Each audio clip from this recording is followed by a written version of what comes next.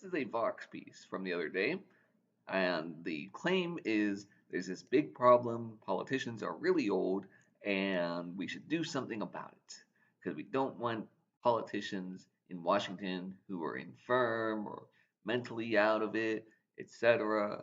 That's a problem. So we want to add some tests and keep people who are unfit due to age or physical problems or mental problems away from office, even if the voters decide in their infinite wisdom to put them into office via election. So I guess that means that doctors can essentially overturn democracy or democratic elections or whatever. So it's ruled by doctors.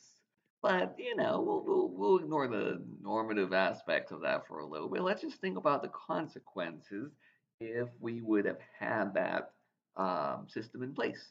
And let's say that the first hypothetical is we put it into place after 1952, and say we put it in place due to FDR, being a guy who wanted to serve forever, right? So we say, all right, we don't want that. Well, what does that mean? Well, for one thing, it means no JFK. And the reason there's no JFK is because his back was falling apart and he was on a lot of medication. He was on pain medication. Then he was on drugs to counteract the side effects of the pain medication, and drugs to counteract the drugs that counteracted the side effects of the pain medication. So he was on a lot of drugs, and he actually struggled with being out of it sometimes. So I don't think he would pass a physical. If we had a physical in place to say you have to meet some minimum health requirements, JFK is out. So there's no JFK. All right, so somebody else runs in 1960 to face Nixon. Probably that person loses, actually, because JFK was considered to be a pretty good candidate. So Nixon probably wins. Now that begs the question, though, is Nixon showing that he's paranoid at that point? Maybe that doesn't really set in till later, but it might set in then. And if it does set in then, if doctors are able to actually diagnose him and figure out, wow, this guy's kind of clinically paranoid, then, well, Nixon's out too.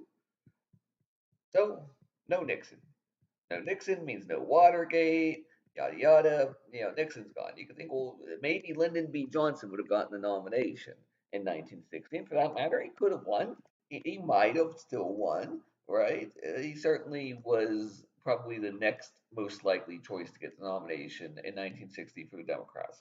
So there's no Nixon, there's no Kennedy. Lyndon Johnson is going to take over, right? He's going to win the election.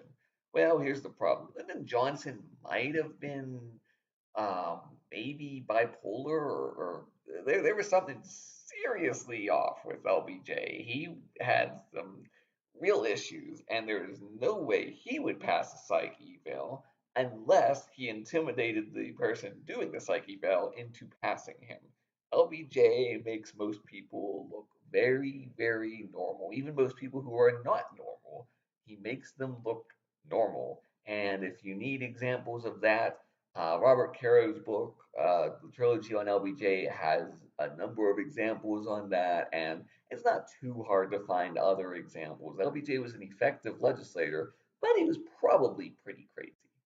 Okay, so there's no JFK and there's no Nixon and there's no LBJ. Moreover, if we proceed with some other people and then we get to 1980, well, guess what?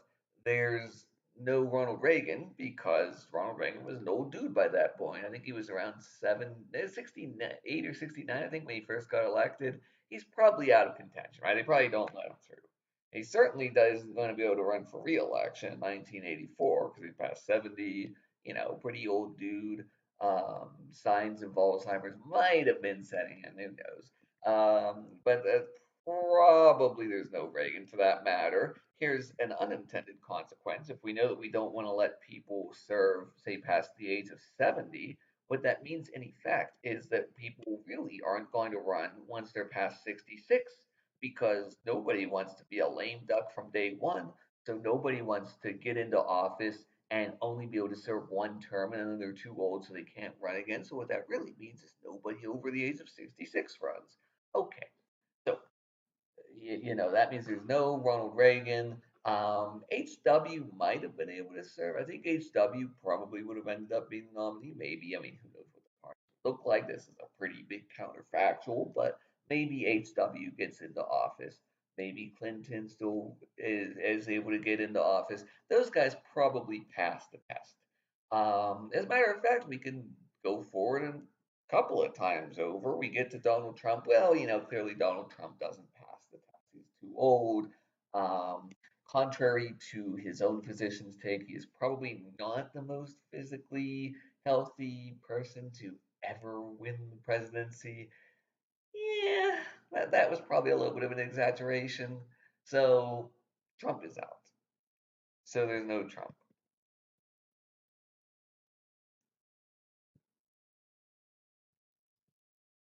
Now, let's say that we take this back a little bit further, and let's say that this actually comes about when the public health craze first starts, which is more in the 1930s. Well, what does that mean? If it starts early enough, there's no FDR.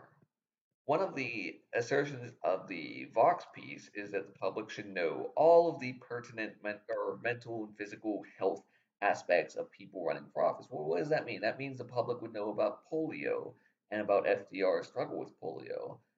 Reporters did not reveal that to the public. There's virtually no photos of FDR in a wheelchair, and that's a conscious effort and conscious, essentially, collusion to hide that fact from the public.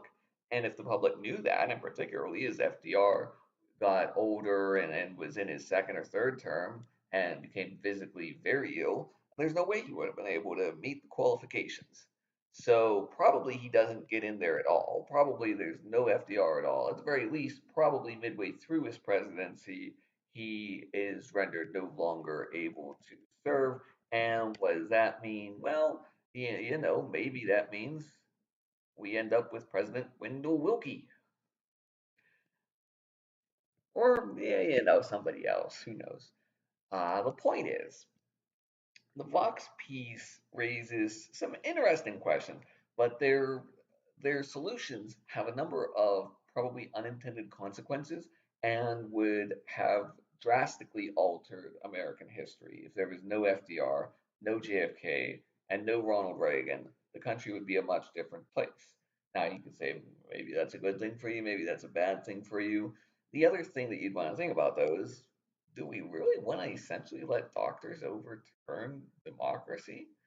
I mean, if the public wants to elect 100-year-old Strom Thurmond and in 3 more years Donald Trump again, well, yeah, that's democratic elections. You know, it's the way it is. All right.